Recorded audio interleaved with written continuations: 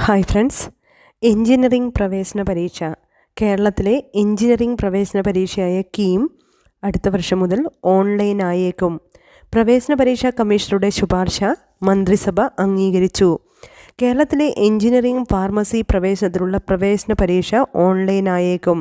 2024 പ്രവേശന പരീക്ഷ കമ്പ്യൂട്ടർ അധിഷ്ഠിതമായി നടത്തുന്നതിനുള്ള പ്രവേശന പരീക്ഷാ കമ്മീഷണറുടെ ശുപാർശ മന്ത്രിസഭ അംഗീകരിച്ചു. പരീക്ഷ ഏത് ഏജൻസിയെ കൊണ്ട് നടത്തിക്കണമെന്നതടക്കമുള്ള കാര്യങ്ങളിൽ തീരുമാനമായിട്ടില്ല. ഫെബ്രുവരിക്കുള്ളിൽ ഇക്കാര്യത്തിൽ തീരുമാനമായേക്കും.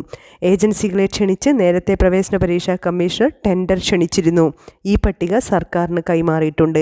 നിലവിൽ എഞ്ചിനീയറിംഗ് ഫാർമസി പ്രവേശനത്തിനായുള്ള പരീക്ഷ ഓഫ്ലൈനായി 2 ഷിഫ്റ്റുകളായാണ് പ്രവേശന പരീക്ഷാ കമ്മീഷണർ നടത്തുന്നത്.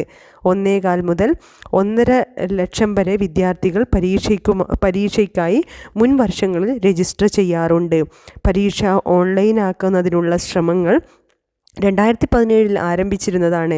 എന്നാൽ നിന്നുള്ള ഏജൻസികളുടെ വിശ്വാസ്യത ചോദ്യം ചെയ്യപ്പെടുമെന്ന ആശങ്ക കാരണമാണ് തീരുമാനം നീണ്ടുപോകുന്നത്. മാനേജ്മെൻറ്റ് കോഴ്സുകളിലെ പ്രവേശനത്തിനായുള്ള KMAT, LLB പ്രവേശന പരീക്ഷകളൊക്കെ ഓൺലൈനായാണ് പ്രവേശന പരീക്ഷാ കമ്മീഷണർ നടത്തുന്നത്. ഇതിനായി CDITൻ്റെ സോഫ്റ്റ്വെയറാണ് ഉപയോഗിക്കുന്നത്. കൂടുതൽ പരിശോധനകൾക്കു ശേഷം CDITൻ്റെ സോഫ്റ്റ്വെയർ തന്നെ ഉപയോഗപ്പെടുത്തുന്നതിനാണ് സർക്കാർ കൂടുതൽ പരിഗണന നൽകുന്നത്. കമ്പ്യൂട്ടർ ലാബുകളുള്ള കൂടുതൽ പരീക്ഷാ കേന്ദ്രങ്ങൾ കണ്ടെത്തി 4-5 ഘട്ടങ്ങളായി പരീക്ഷ നടത്താനാകുമെന്നാണ് കരുതുന്നത്.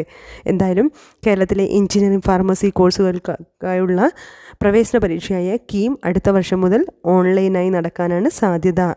അതിനായുള്ള ശുപാർശ മന്ത്രിസഭ അംഗീകരിച്ചിട്ടുണ്ട്.